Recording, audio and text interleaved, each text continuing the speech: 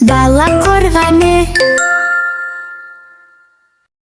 Медина, біз теңіз асты мен теңіз үстін көрдік қой? Ал бүкіл жер шарында тағы қандай теңіздер мен мұхиттар бар екен? Балалар, жер шарының көп бөлігін су алып жатыр. Осы суларды біз мұхиттар деп атаймыз.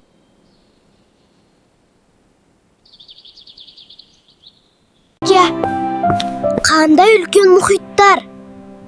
Осынша судың үстінде адамдар қалай өмір сүреді екен?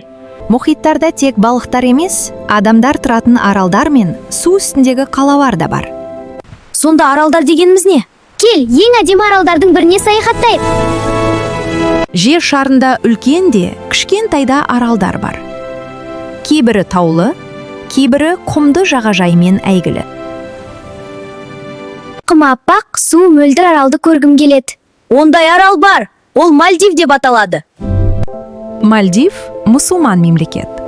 Ол мыңнан аса кішкентай аралдардан тұрады, және теңіз үстіндегі үйлермен танымал. Ал осындай аралға қалай жетеді екен? Ұшақпен, сосын су көлігімен барады ғой? Мальдив аралдарына көбіне катер немесе гидросамолетпен жетеді.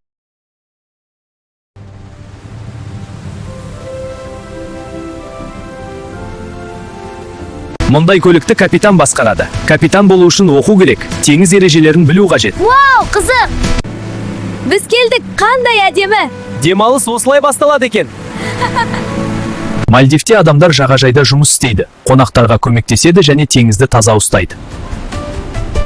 Мұнда бәрі өз жұмысын біледі екен. Сол үшін бәрі таза әрі қауіпсіз.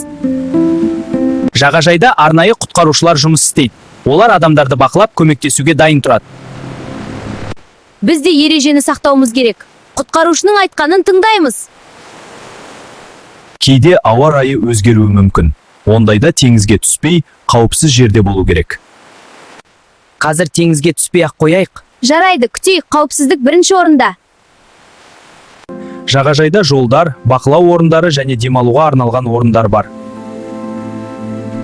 Демалыста жауапкершілік керек екен. Біз бәрін көріп, түсініп үйрендік, я Медина?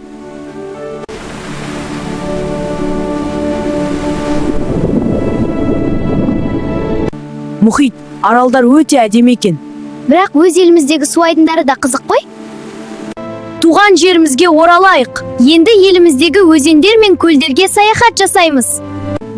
Сау болыңдар, достар. Келесі кездескенше.